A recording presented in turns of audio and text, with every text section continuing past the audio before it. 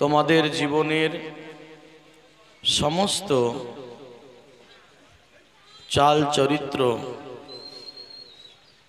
সকল কিছু শিষ্টাচার মূল্যবোধ উত্তম চরিত্রের অধিকারী হতে তোমরা আমার রাসূল পাক সাল্লাল্লাহু আলাইহি সাল্লামের দরবারে যাও। এটা আল্লাহ সুবহানাহু ওয়া তাআলার নির্দেশনা। আল্লাহর বান্দা, আপনাদের কাছে আমার বিশেষ অনুরোধ, আপনারা যে যেখানে ছিটিয়ে ছুটিয়ে আছেন একটু দয়া করে কয়েক মিনিটের জন্য বসুন। দুনিয়া এবং আখিরাত দুটো আমাদের জীবনের সঙ্গে সম্পৃক্ত, তাই জীবন ঘনিষ্ঠ কিছু কথা আল্লাহ সুবহানাহু ওয়া তাআলা যে আমাদের উদ্দেশ্যে আলোচনা করেছেন, এটাই আমি অনুবাদকের ভূমিকায় কিঞ্চিত আলোচনা রাখবো ইনশাআল্লাহ। আমি প্রথমে আপনাদেরকে জিজ্ঞেস করছি, আমরা জাতিতে মুসলমান, নামাজ পড়তে কত মিনিট সময় খরচ হয়? মোট 24 ঘন্টায়। একটু আমার দিকে তাকান। নামাজ পড়তে যদি আপনি মনে করেন ফজরের সময় চার রাকাত নামাজ, তো 2 মিনিট করে যদি রাকাত পিছু দিই তাহলে 8 মিনিট হয়। 8 মিনিটে ফজর শেষ হয়ে যায়, হলো না? জোহরের নামাজ একটা লিমিটেশন টাইম, ওখানে যদি আধ ঘন্টা দিই তো এনাফ। যদি আমি বলি আসরের নামাজ, তাহলে ওইখানেও মোটামুটি 20 মিনিট সময় দিলে এনাফ। টোটাল সামগ্রিকভাবে আমরা সমস্ত নামাজটাকে যদি এক জায়গায় করে মূল্যায়ন করি যে সময় আমাদের কতটুকু যাচ্ছে, মোটামুটি টোটাল 24 ঘন্টার মধ্যে 1 ঘন্টাতে 5 ওয়াক্তের নামাজ চলে আসছে, তাই না? যদি আমরা হজ করতে যাই তাহলে সেটার একটা লিমিটেশন টাইম, 10 দিনে একটা হজ কমপ্লিট হয়ে যায়। তাহলে হজ করতেও আপনার 24 ঘন্টা, আপনার জীবনের দীর্ঘ 50, 60, 70, 80 বছর জীবনে নির্দিষ্ট 5 থেকে 10 দিন, 15 দিনের বেশি লাগে না, হজ কমপ্লিট হয়ে যায়। যদি জাকাতের কথা বলি তাহলে জাকাত দিতেও যদি মালিকের নিসাব হন তো এই পকেট থেকে টাকা বের করতে দিতে যতক্ষণ সময়, তাহলে এটাও একটা লিমিটেশন টাইমের মধ্যে হয়ে যাচ্ছে। ইল্লা মাশাআল্লাহ, ঠিক না? কিন্তু সারাটা বাকি টাইমটা আপনি যে মুসলমান এটা কি করে বুঝবো? আমার প্রশ্নটা আপনারা বুঝতে পারলেন? সারাটা জীবন যে আপনি মুসলমান, আপনি নামাজের জন্য 24 ঘন্টায় 1 ঘন্টার খরচ করলেন, 23 ঘন্টা থাকলো। জাকাতের জন্য 2 মিনিট, তবুও 22 ঘন্টা থাকছে। 365 দিনের হজের মধ্যে, জীবনের 1 বছরে 365টা দিনের মধ্যে যদি 15 দিন হজের জন্য খরচ করি তবুও গোটা বছরটাই পড়ে থাকছে। তা আমার কথা হলো, আমরা বাকি সময়টা কিভাবে প্রমাণ করব যে আমরা মুসলিম? তা আল্লাহ রসুল সাল্লাল্লাহু আলাইহি সাল্লামের উপরে যে আয়াত অবতীর্ণ হলো, যে আয়াতখানা আমি আপনাদেরকে কিছুক্ষণ আগে শোনালাম, এই আয়াতে আল্লাহ সুবহানাহু ওয়া তাআলা তাই বলতে চাইছেন, ইরশাদ করছেন, লাকাদ কানা লাকুম ফি রাসূলিল্লাহি উসওয়াতুন হাসানা। তোমরা আমার রসুলের দরবারে গেলে সেখান থেকে তোমার পূর্ণ জীবন ব্যবস্থাটা বুঝে নিতে পারবে। জোরে বলুন আলহামদুলিল্লাহ। তাহলে আমাদের বাকি টোটাল সময় আমরা যে মুসলিম এটা প্রমাণের জন্য হবে যে গুণগুলা, যে কাজগুলা, যার দ্বারা আমরা হল টাইম বোঝাতে পারবো যে আমরা একজন মুসলমান, সেটা হলো আপনার অ্যাটিটিউড, আপনার চারিত্রিক গুণাবলী, আপনার শিষ্টাচার, আপনার ভদ্রতা, আপনার আখলাক চরিত্র, আপনার এই টোটালটা নিয়ে আপনি যখন চলবেন তখন আপনাকে যে কোনো মুহূর্তে যে অবস্থাতেই দেখা যাক না কেন দেখেই বোঝা যাবে যে আপনি একজন মুসলমান। জোরে বলুন আলহামদুলিল্লাহ। আমার কথাটা কি আপনারা বুঝতে পারছেন না জটিল হয়ে গেল? ইবাদত যা আল্লাহ দিয়েছেন এগুলা কিন্তু একটা টাইম বেঁধে দিয়েছেন, তাই না? কিন্তু টাইমের বাইরে আমরাকে দেখে মনে হচ্ছে না যে আমরা মুসলমান। জালসা করতে শুনতে যাব বলে আপনারা এসে দেখলাম বাজারের মধ্যে ভিড় জমিয়ে আছেন। আপনাকে ওখানে দেখে আমি বুঝতেই পারলাম না যে আপনি মুসলমান। আপনার অ্যাটিটিউড বলবে, আপনার চারিত্রিক গুণাবলী বলবে যে আপনি একজন মুসলমান। তাই আল্লাহ পাক সুবহানাহু ওয়া তাআলা কোরআনে পাকের মধ্যে ইরশাদ করেন, লাকাদ কানা লাকুম ফি রাসূলিল্লাহি উসওয়াতুন হাসানা। তোমরা আমার রাসূলের দরবারে চলে যাও, নিশ্চয় আমার রাসূলের কাছে আছে তোমাদের জন্য উত্তম চরিত্র, উত্তম আখলাক গঠনের পরিপন্থা। জোরে বলুন আলহামদুলিল্লাহ। বেরাদারে জামাত ইসলামিয়া, সংক্ষিপ্ত সময় নিয়ে দু চারটি কথা বলবো, কারণ আমি বুঝে গেছি আপনাদের যা উদ্দেশ্য নিয়ে এখানে এসেছিলেন। আমি শুরু থেকেই দেখলাম, আমি যদি শুরুতে স্টেজটা না দেখতাম তাহলে হয়তো ভাবতাম দীর্ঘক্ষণ হাদিস কোরআনের আলোচনা শুনে আপনারা বোর হয়ে গেছেন, দিয়ে আপনারা ক্লান্ত হয়ে বাড়ি চলে গেছেন। কিন্তু বিষয়টা মোটেও তা নয়। আপনারা এসেছিলেন মার্কেট করতে, বাজারে এসেছিলেন। কিছু জিলাপি নিয়ে আসি, কিছু ঝালবড়া কিনে নিয়ে আসি, কিছু মনোহারী দ্রব্য কিনে আনি, এই নানান রকম আপনাদের মনের মধ্যে নিয়াত ছিল, যে নিয়াত পূর্ণতা পেয়েছে বলে আপনারা সরে গেছেন। ঠিক বলছি না ভুল বলছি? দুঃখ নিয়েন না। আল্লাহ সুবহানাহু ওয়া তাআলার বান্দা আপনারা যে কয়টা এসেছেন, আমি তাদের জন্য দুটো উপদেশমূলক কথা বলে আমি শুরুতেই আলোচনা শেষ করব। কারণ আলোচনা করার জন্য একটা পরিবেশের প্রয়োজন হয়। সে পরিবেশটা, এটা কি গ্রাম যেন? নওদাপাড়া। এখানে কিন্তু সেটা আমি দেখলাম না। ক্যাসেটের মতো করে বেজে যাব এমন মানুষ আমি নই। ক্লাসে স্টুডেন্ট থাকবে না, ক্লাস হবে না। বুঝতে পেরেছেন তো? আপনারা যে কটা এসেছেন আপনাদের জন্য আপনার রবের সঙ্গে আপনার পরিচয় করিয়ে দিই। প্রথমত এটা আমার দায়িত্ব এবং কর্তব্য। قال النبي صلى الله عليه وسلم جاء رجلا من الدهات من العرب عندي ثم قال, হুজুর আলাইহিস সালাম ইরশাদ করেন, একজন আরবের বেদুইন ব্যক্তি গ্রামে বসবাস করত, যে লেখাপড়া মোটেও জানে না। সে হঠাৎ করে একদিন আমি রাসূল মসজিদে নববীতে বসে সাহাবায়ে কেরামদেরকে নিয়ে আলোচনা করছিলাম। এমত পরিস্থিতিতে ওই ব্যক্তি এসে বলে, ইয়া রাসূলুল্লাহ সাল্লাল্লাহু আলাইহি সাল্লাম, আপনি কি আমাকে খবর দেবেন? আল্লাহর নবী বলেন, কি বিষয়ে খবর দেব? বলে, কাল বিচারের মাঠে আল্লাহ সুবহানাহু ওয়া তাআলা যেদিন বিচারের মাঠ কায়েম করবেন, সেদিন হাকিমের ভূমিকায় কে বসবেন? সেদিন বিচারকের ভূমিকায় কে বসবেন? ওগো আল্লাহর নবী, এটা আমাকে বলে দিন। বুঝতে শুনতে পাচ্ছেন? তা আল্লাহ রাসূল যখন হাদিসটা বর্ণনা করছেন তো বলছেন, যে ব্যক্তিটা গ্রাম থেকে এলো আরবের, সে লেখাপড়া জানতো না, কিন্তু তার হাতের উপরে একটা চাদর ছিল। হাতের উপরে একটা চাদর ভাঁজ করে রাখা ছিল। হালকা শীত, কখনো গরম কখনো শীত। এই মৌসুমে আমরা আমাদের জ্যাকেটগুলোকে খুলে হাতে নিয়ে ঘুরি, যখন ঠান্ডাটা বাড়ে তখন আমরা পরিধান করি। ঠিক তো? ঠিক হুজুরের কথা মোতাবেক বোঝা যাচ্ছে যে ওই ব্যক্তিটা তার শীত বস্ত্রটাকে হাতের উপরে রেখেছিল। তারপরে এই অবস্থাতে আল্লাহ রাসূলের নিকটে এসে জিজ্ঞেস করলো, ইয়া রাসূলুল্লাহ, আমাদের বিচার কে করবেন, মানে আমাদের হিসাব নিকাশ কে নেবেন?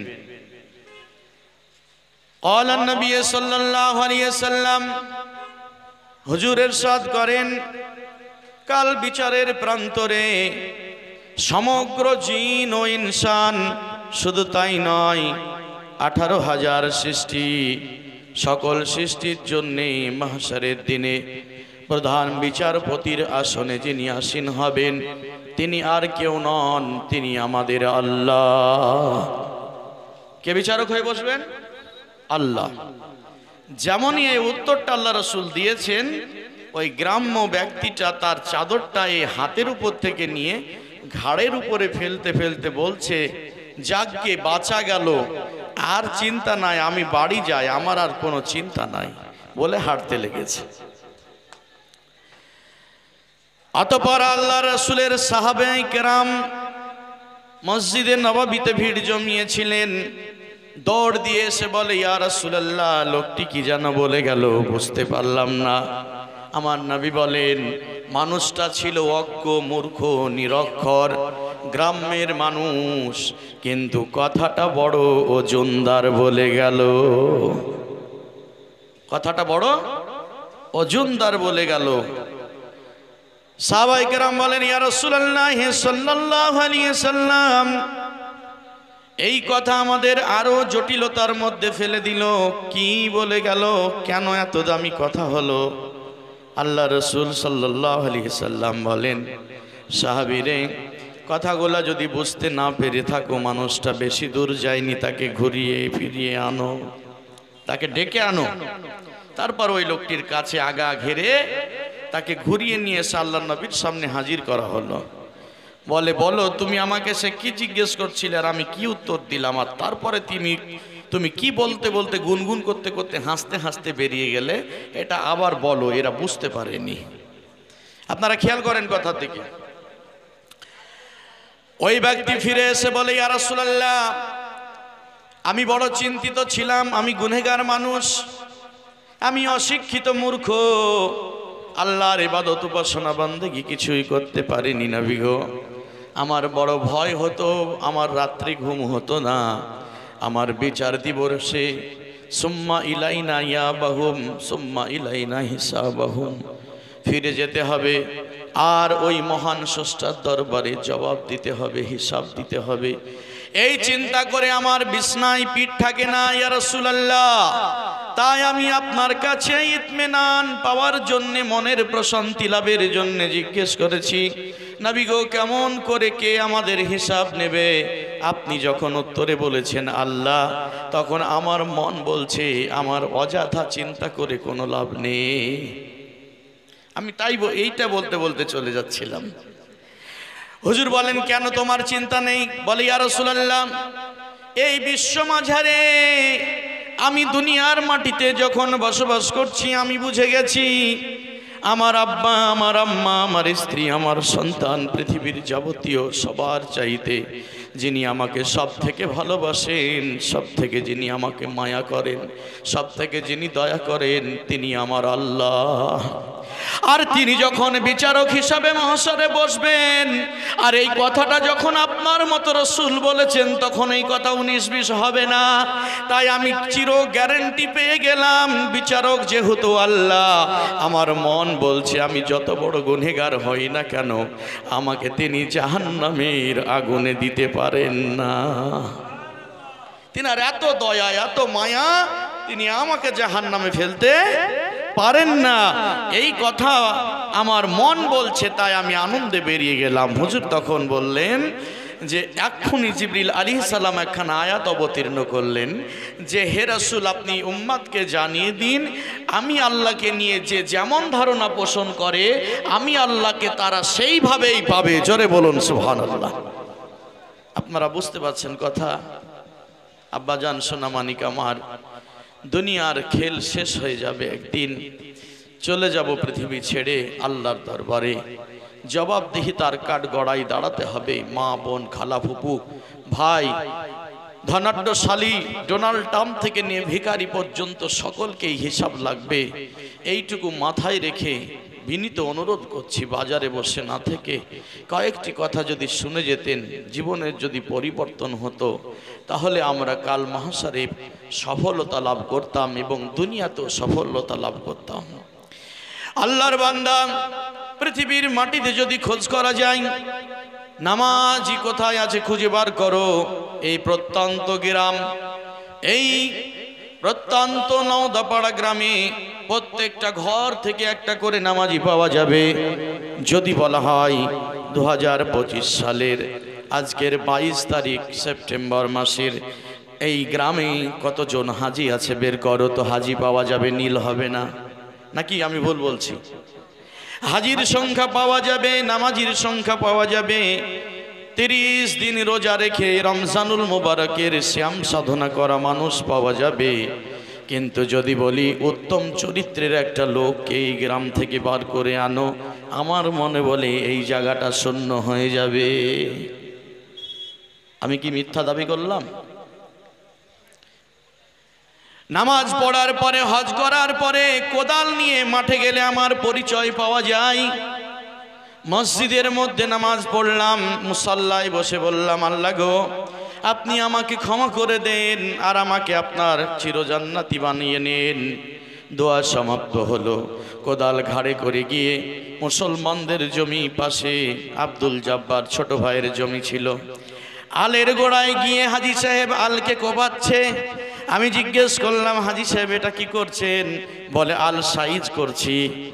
ওদিকে কলিমদ্দি, সেও একজন হাজি সাহেব, তিনি তাকেও দেখছি আলের গোড়ায় কোদাল নিয়ে কোবাকুবি করছেন। আমি জিজ্ঞেস করলাম কি করছেন? বলে আলটাকে সাইজ করছি। আল্লাহর ইজ্জতের কসম করে বলছি, মুসলমান হাজি সাহেবদের আল সাইজ করতে গিয়ে আলের বুনবুনি ঠান্ডা হয়ে গিয়েছে। ঠিক বলছি না ভুল বলছি? আল দিয়ে একটা মানুষ হেঁটে যাবে এরকম রাস্তা নেই। অথচ কোরআনে পাকে আল্লাহ সুবহানাহু ওয়া তাআলা বললেন যে তিলকা হুদুদুল্লাহ, আল্লাহর হদ ক্রস করো না, তোমরা লিমিটেশন একটা জায়গার মুকাররার করো।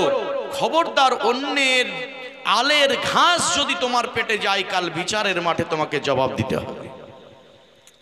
যদি এরকম পরিস্থিতি ইসলামের হয়, তাহলে আমাদের চরিত্র যদি কোরআনের অনুকূলে হতো, আমার রাসূলের চরিত্রের অনুকূলে হতো, আমি ভয়ে ভয়ে আমার জমির যেখানে সীমানা আছে সেখান থেকে দুহাত ছেড়ে দিয়ে আমি জমি চাষ করতাম। ভয় থাকতো, তাই না? কিন্তু তার উল্টাটা হলো, এদিকে যদি মুসলমান, দুই পাশেই যদি মুসলমান হয়, ভয়ে জমি ছাড়তে ছাড়তে ওইখান দিয়ে একটা ডাম্পার যাওয়ার রাস্তা তৈরি হয়ে যেত। কিন্তু আজকে মুসলমানদের মাঠে গেলে পরিচয় পায় মুসলমানেরা আল্লাহর হদকে ক্রস করেছে। তাই গোটা 25 বিঘা জমিতে যা ধান না উৎপাদন হয়, মনে হচ্ছে আলের গোড়ায় সমস্ত ধানগুলা পোতা আছে। ঠিক বলছি? আল্লাহ রাব্বুল আলামিনের নবী প্রসঙ্গে আল্লাহ পাক কোরআনে আয়াতখানা কেন নাজিল করলেন? তিনি তো বলতে পারতেন আমার রাসূলের কাছে যাও, তিনি উত্তম করে তোমাদেরকে নামাজ শিখিয়ে দেবেন। তোমরা আমার রাসূলের কাছে যাও, উত্তম করে আমার রাসূল তোমাদেরকে হজ করা শিখিয়ে দেবেন।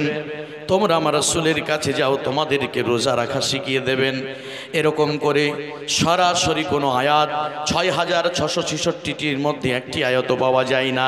কিন্তু একটি আয়াত দেখা গেল যেটাতে আল্লাহ দ্ব্যর্থহীন ভাষায় ঘোষণা করছেন, আমার নবীর কাছে যাও উত্তম চরিত্র গ্রহণ করতে। চরিত্র যদি উত্তম না হয়, এই 1 ঘন্টার নামাজ, 1 মাসের রোজা আর 15 দিনের হজ আপনাকে কাল বিচারের মাঠে বাঁচাতে পারবে না। হযরত আবী হুরায়রা রাদিয়াল্লাহু তাআলা আনহু বর্ণনা করেন, আমি আল্লাহর নবী সাল্লাল্লাহু আলাইহি সাল্লামের সঙ্গে নামাজ আদায়ে ব্যস্ত ছিলাম। নামাজ সমাপ্ত হলো, মসজিদে নববী থেকে বেরোলাম। আমার রাসূল কায়নাত, শাহেনশাহ জিবাকার, মক্কি মাদানী তাজদার, president of the world, teacher of the universe, মুহাম্মাদুর রাসূলুল্লাহ সাল্লাল্লাহু আলাইহি সাল্লাম, তিনি মসজিদের গেটের সামনে দাঁড়িয়ে গেলেন। আমি জিজ্ঞেস করলাম, ইয়া রাসূলুল্লাহ, আপনি গেটের কাছে কেন দাঁড়ালেন? নবী আমার বলেন, ভিতরে একজন মুসলমান নামাজ পড়ছে, তিনি বেরিয়ে আসবেন, তার সঙ্গে 2টি কথা আছে, তার জন্য আমি দাঁড়িয়ে আছি। নামাজি নামাজ শেষ করে যখন বেরোচ্ছিলেন, আমার রাসূল জিজ্ঞেস করলেন, ও ভাই তুমি মসজিদের ভিতরে কি করছিলে? লোকটি উত্তর দিল, ইয়া রাসূলুল্লাহ, আল্লাহ এবং আল্লাহ রাসূল ভালো জানেন, তবে আমার বিশ্বাস আমি মসজিদে নববীর ভিতরে সালাত আদায় করছিলাম। আমার রাসূল তখন তাকে জিজ্ঞেস করলেন, এইভাবে তুমি আর কত রকমের ইবাদত করো বলো? বলি, ইয়া রাসূলুল্লাহ, রমজান মাস এলে 30টা থেকে 29টা রোজা রাখি, হজব্রত পালন করি, আমার রাসূল বলছেন এইগুলাকে কি বলে? বলে এইগুলার নাম ইবাদত। আপনি আমাদেরকে শিখিয়েছেন ওগো আল্লাহর নবী। নবী বলছেন হ্যাঁ হ্যাঁ শিখিয়েছি, কিন্তু বলো তো দয়া করে তোমার হজ, তোমার নামাজ, তোমার রোজা, তোমার যাকাত আল্লাহর দরবারে কবুল হয়েছে কিনা? আপনারা কিছু বুঝতে পারছেন না, এমনি বসে আছেন, ঘুম নষ্ট করিয়েন না, বোঝার চেষ্টা করেন। বলছেন তো আপনি কি জানেন এগুলো আল্লাহর কাছে কবুল হয়েছে? আচ্ছা আপনার আমাকে যদি বলেন আপনার ঈশার নামাজ পড়ে এসেছেন তো কবুল হলো, তো আমার ভিতরে প্যালপিটেশন ধরবে না? আমি কি উত্তর দেব? আল্লাহ জানেন কবুল করেছেন কিনা।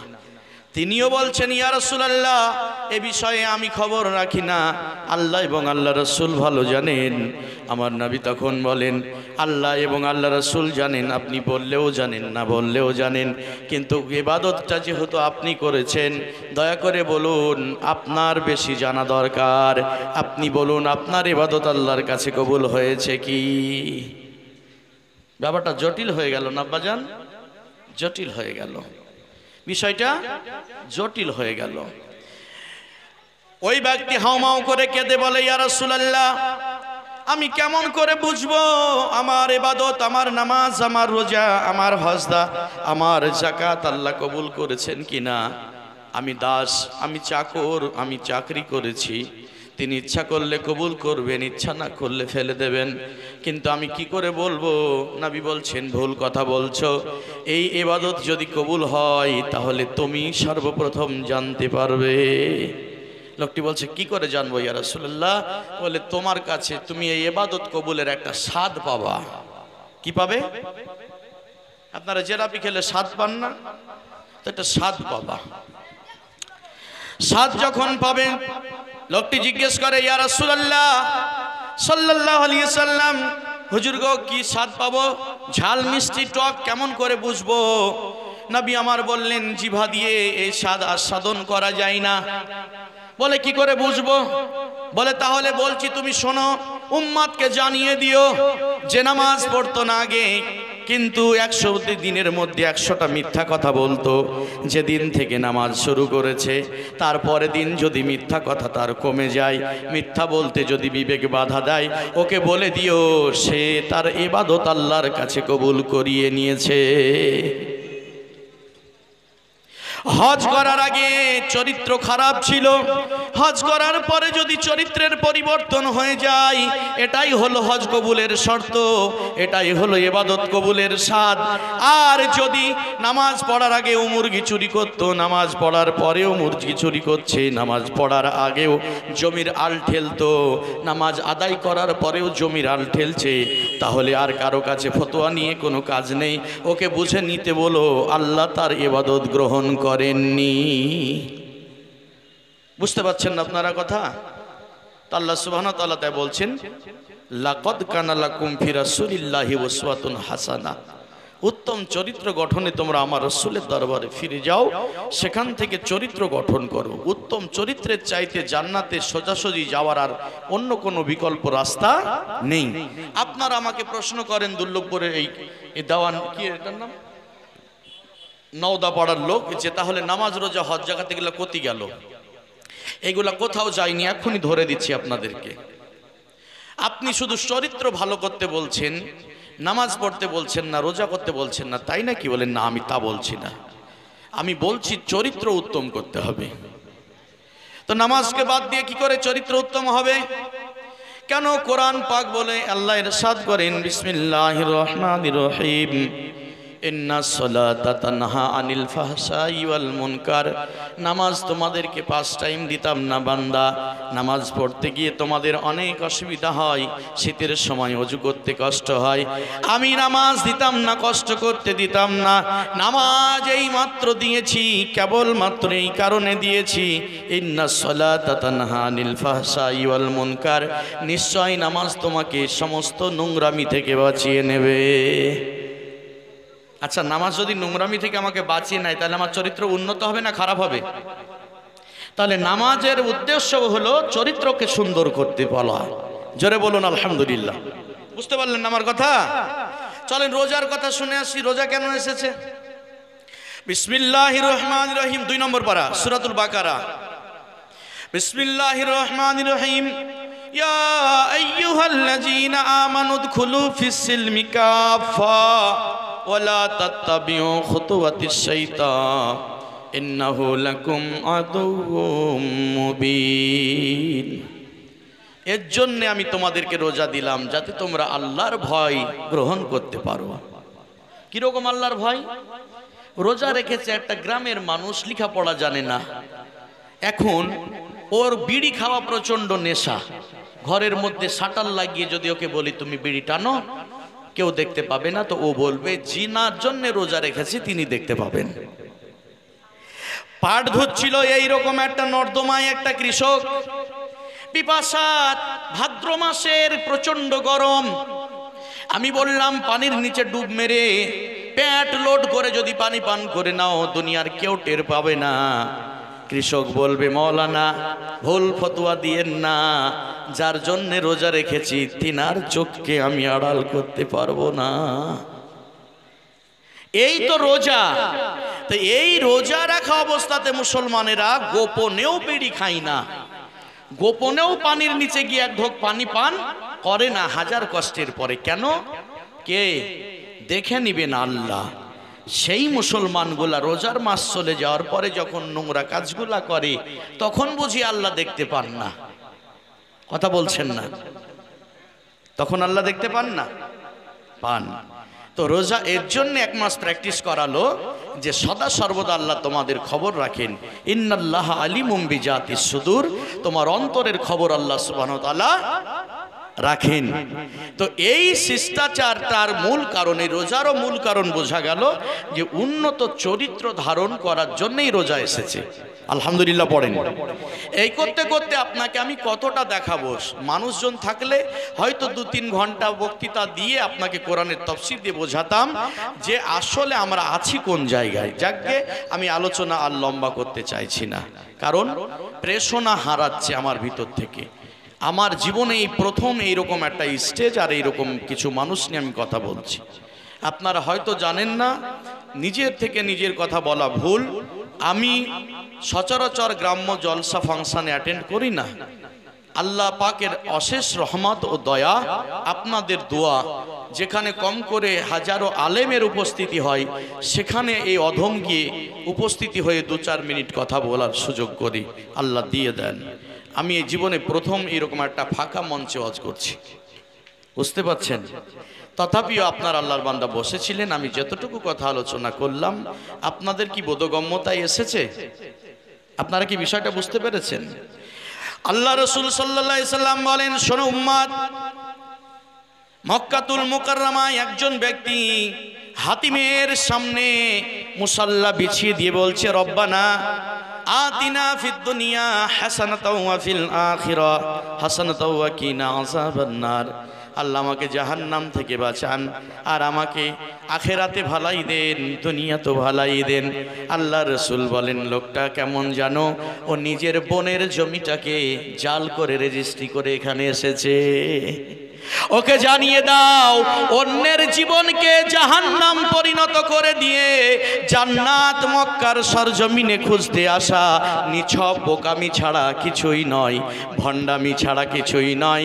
তাই জান্নাত পেতে হলে আগে অন্যের জীবনকে জান্নাতের মতো বানাতে হবে। তাই তার ভাইয়ের যে সম্পত্তিকে সে জব্দ করে নিয়েছে, কবজ করে নিয়েছে, বোনের সম্পত্তিকে লুটে নিয়েছে, ওকে গিয়ে যাও আগে তার বোনের কাছে ক্ষমা চেয়ে তার বোনের সম্পত্তি রিটার্ন করে তওবা করে তারপরে মক্কাতুল মুকাররমায় হোক অথবা যে কোনো দুনিয়ার মুসাল্লায় হোক, ও যে দোয়া করবে আল্লাহ সে দোয়া আল্লাহ কবুল করবে। বুঝতে পারছেন কথা? আমরা বেশভূষা ফ্যাশনে মুসলমান হয়ে গেছি, তাই না? আসলে মুসলমান সেজে আছি, মুসলমান হয়ে নাই। সাজা আর হওয়ার মধ্যে পার্থক্য বুঝাই। আপনাদের দেশে হয়তো হয়নি কোনো দিন, আমার ওই এলাকায় পঞ্চরাস বলে একটা গান হতো, আজ থেকে 25-30 বছর আগে। ছেলে মানুষেরাই নায়িকা সাজতো, ছেলেরাই নায়ক সাজতো।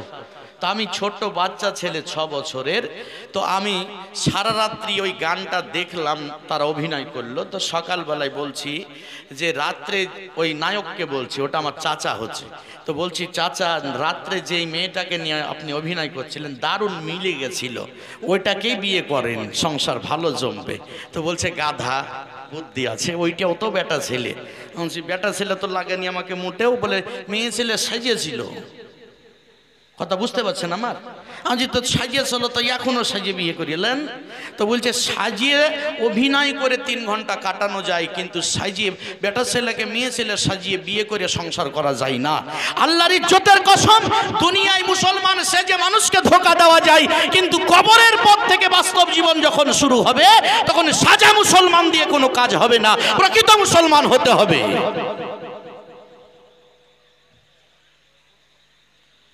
রাগ করলেন, রাগ করলেন? বাস্তবতা। শুধু গজল শুনলেন সারা জীবন ধরে, জীবনটাকে নিয়ে ভাবলেন না। আলী ইবনে আবি তালিব قال, হযরত আলী রাদিয়াল্লাহু তাআলা আনহুর কওল, তিনি বলেন আমি রাস্তা দিয়ে মদিনার এক গলি দিয়ে যাচ্ছিলাম, আল্লাহ পাকের অশেষ দয়ায় আপনাদের দুয়ার বরকতে আমার পীর মুর্শিদের নেক নজর নিজ চোখে ওই জায়গাটা জিয়ারত করে এসেছি, যেই জায়গাটায় দাঁড়িয়ে হযরত আলী রাদিয়াল্লাহু আনহু এই কওলটা বলেছিলেন। তিনি বর্ণনা করেন, আমি 30 বছর আগে এখানে আরবের সব থেকে ধনী ব্যক্তিকে দাফন করেছিলাম, কিন্তু ঘুরতে ঘুরতে রাস্তার মাঝে চৌমোহনীতে দাঁড়িয়ে যখন মনে পড়ে গেল এইখানে আমার বন্ধুবরকে দাফন করেছি, আমি তখন চিন্তা করলাম সে কবরে কেমন আছে, আমি একবার জিজ্ঞেস করে না গেলে কেমন হবে। দুনিয়াতে আল্লাহ সকলকে কবরের খবর নেওয়ার ক্ষমতা দেননি। আমি আলী আল মুর্তজা, আমি মুস্তাফা সাল্লাল্লাহু আলাইহি সাল্লামের সোহবতে আল্লাহ আমাকে এমন ইজ্জত দিয়েছেন, আমি মুর্দার থেকে তার কথা শুনতে পারি ও বুঝতে পারি। হযরত আলী রাদিয়াল্লাহু আনহু বলেন, ও ভাই কবরবাসী, তুমি কেমন আছো? যখন এই কথা বলার সঙ্গে সঙ্গে কবরটাকে চিরে দিয়ে ফেড়ে উঠে গিয়ে বসে, আলী গো, আমি জানি তুমি আল্লাহর বড় ওলি, তুমি আমার মুস্তাফার সাহাবী, তুমি এসেছো তোমাকে আমার কবরের অবস্থাটা বলি। বলে কেমন আছো? বলে এই কথা জিজ্ঞেস করিয়েন না, আমি দুনিয়ায় যত সম্পদ অর্জন করেছিলাম তার হিসাব টানতে টানতে, হিসাব মিলাতে মিলাতে গায়ের 1 ইঞ্চি গোস্ত কোথাও বাকি নাই, হাড্ডিগুলা পড়ে আছে। যাকে কবরের কথা ছাড়ো, আমার কিছু প্রশ্নের উত্তর তুমি দাও। আমি যে আরবের সাম্রাজ্যের সিংহাসনটাকে বাঁচানোর জন্যে 32 খানা যুদ্ধ সংগঠিত করেছিলাম, অনেক সেনার প্রাণ গেছিল, আমার ওই সিংহাসনটা আমার মৃত্যুর পরে কেমন আছে? হযরত আলী বলেন, আপনাকে কি করে বলি, আপনার ইন্তিকালের পরের দিনে ওই সিংহাসনে আরেকজন বসে বিচারের কাজ সম্পাদন করছে, চেয়ারটা খালি নাই। আপনি যেটাকে আমার চেয়ার বলতেন ওটা আপনার হয়ে নাই, ওটাতে অন্য আরেকজন বিচারক বসে গেছে। আপনারা কিছু বুঝতে পারছেন কথা? হ্যাঁ, পাচ্ছেন না? আব্বা জান, একটু দয়া করে বোঝার চেষ্টা করুন। লোকটির বুকে ধাক্কা লেগে গেল, বলে হাই হাই, এই সিংহাসন বাঁচানোর জন্যে 32 খানা যুদ্ধ করেছি নিজ হাতে তরোয়াল ধরে, আমার মরার পরে 30 বছরের মধ্যে 3 দিনও তারা ধৈর্য রাখেনি, আমার চেয়ারে অন্যজন বসে গেছে। কিসের জন্য যুদ্ধ করেছিলাম? High high high. বলে যাকে সে কথা ছাড়েন, আমার ওরসজাত সন্তান তারা কেমন আছে? তারা আমার কথা বলে নাকি? হযরত আলী বলেন, আল্লাহর ইজ্জতের কসম করে বলছি, আপনাকে দাফন করে যাওয়ার পরে 40 দিন পার হতে না হতেই আপনার ছেলেরা বউ নিয়ে সুখেই সংসার করছে। 30 বছরে একদিনও আমি আলী আপনার নাম তাদের মুখে শুনিনি। ভুলে গেছে। বিশ্বাস হয় না? তো যান, আমার আব্বা যান সামনে বসে আছেন, ওনাকে যদি বলি আপনার আব্বার কবরটা দেখান, মনে দেখাতে পারবেন? পারবেন? যদি বা পারেন, যদি তারপরে বলি আপনার দাদার কবরটা দেখান, পারবে? যদি তাও পেরে যায়, যদি বলি দাদার আব্বার কবরটা দেখান, তো শেষ, খতম। আপনার বাড়ির বৌমারা জানে না আপনার দাদা কে ছিলেন। ঠিক বলছি না ভুল বলছি? হারিয়ে যাব পৃথিবী থেকে। কালকে এই গ্রামের মানুষ বলবে না গোলাম হায়দার বলে কেউ আমাদের কাছে এসেছিল, দুদিন পরে আমি মিলান হয়ে যাব, হারিয়ে যাব।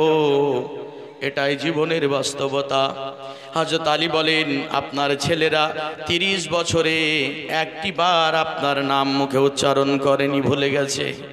লোকটি আবার বুকে হাত রেখে বলছে সইতে পারলাম না, শেষবারের মতো বলছি বলুন আমার চির অর্ধাঙ্গিনী প্রিয়সী হরিণ নয়না সুজল আখি, যার মোহাব্বতে আমি হাবুডুবু খেয়ে যুদ্ধ করে যাকে জয়লাভ করেছিলাম, আমার ওই প্রিয়তমা স্ত্রী সে কেমন আছে? হযরত আলী রাদিয়াল্লাহু আনহু বলেন আপনার ইন্তিকালের পরে ইদ্দত পালন করার পরে সে নতুন একটি স্বামী গ্রহণ করে দিব্যি সুখে সংসার করছে। বুকের মধ্যে যেন পাহাড়ের একটা চাটান এসে পড়ে গেল। হাউমাউ করে কেঁদে বলছে আলী গো, তোমার পা দুখান ধরি, তুমি আমাকে ওদের আর খবর বলো না। অর্থাৎ দুনিয়ায় যা করেছি আমি সব ভুল ছিল, আর ওই ভুলের মাসুল আমি কবরে বসে যা সাজা পাচ্ছিলাম তার থেকে তাদের পৃথিবীতে আমাকে ভুলে যাওয়ার কথাটা বেশি আমাকে যন্ত্রণা দিয়ে গেল। কি এই খবরটা কি শুধু ওই লোকটার জন্য না আমাদের জন্যেও? কথা বলতেছেন না কেন? আল্লাহর বান্দা, তার জন্য আমার রব তিনি বলেনি লাকাদ কানা লাকুম ফি রাসূলিল্লাহি উসওয়াতুন হাসানা, নবীর কাছে চলে যাও, উত্তম চরিত্র শিখে জীবন ধারণ করো, মরে যাওয়ার পরে তোমাকে আমি মরতে দেব না। বলে এটা মৌলভী সাহেব কি কথা বললেন? কিছুক্ষণ আগে ওয়াজ করলেন মরে গেলে সবাই ভুলে যাবে, আবার এখন বলছেন ভুলতে দেব না, কারণ কি? বলে উস্তা কোই পুস্তা নেহি থা জব তক বিকা না থা, যতক্ষণ হে রাসূল আপনার দরবারে বিক্রি হয়নি ততক্ষণ কেউ গোলাম হায়দারের নামটুকু জানতো না। যেদিন আপনার বাজারে বিক্রি হয়েছি সেদিন আপনার বান্দারা আপনার হাবিবের উম্মতদের মুখে মুখে গোলাম হায়দারের নাম শুনেছি। ও গো রাসূল, যেদিন বিক্রি হয়েছিলাম না সেদিন কেউ গোলাম হায়দারকে চিনত না। ঠিক বলছি না ভুল?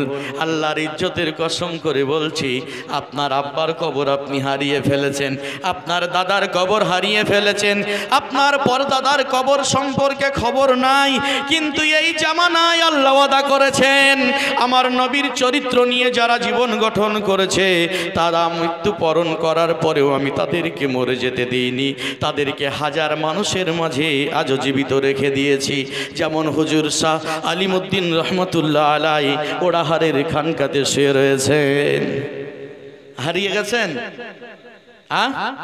এটা তো সেদিনকার কথা হলো। চলেন, আজ থেকে প্রায় 100 বছর পূর্বে সরকারে আলা হযরত ইন্তিকাল করে গেছেন, কিন্তু আজও জিন্দা হয়ে শহরের অলিতে গলিতে আলেমের জবানে জবানে আশিকের দিলের স্পন্দনে সরকারে আলা হযরতের নারার ধ্বনি শুনতে পাই কিনা? চলেন, এটা তো যদি 100 বছরে আপনাদের বিশ্বাস না হয়, চলেন সরকারে আজমিরি রহমতুল্লাহ আলাই, খাজা গরিবে নওয়াজ, খাজা মাইনুদ্দিন চিশতি সঞ্জারি রহমতুল্লাহ আলাই, তিনি শুয়ে রয়েছেন আজমির শহরে। তিনি কত বছর আগে ইন্তিকাল করেছেন, ততদিনের কবর কি কোনো দুনিয়ার মানুষের খবর আছে নাকি? খবর নাই। কিন্তু তিনার মাজারটা হারিয়ে গেছে নাকি? কথা বলছেন না কেন? এত শিরক ও বেদাতের ফতোয়া দেওয়ার পরেও মাজার আছে না নাই? আছে। তাই রাসূলের চরিত্রে জীবন গঠন করুন, অমর হয়ে যান। দুনিয়াতেও অমর হবেন, আখিরাতেও আপনার পাকের কাছে এনাম পাবেন। এখান থেকে আলোচনা শেষ করলাম।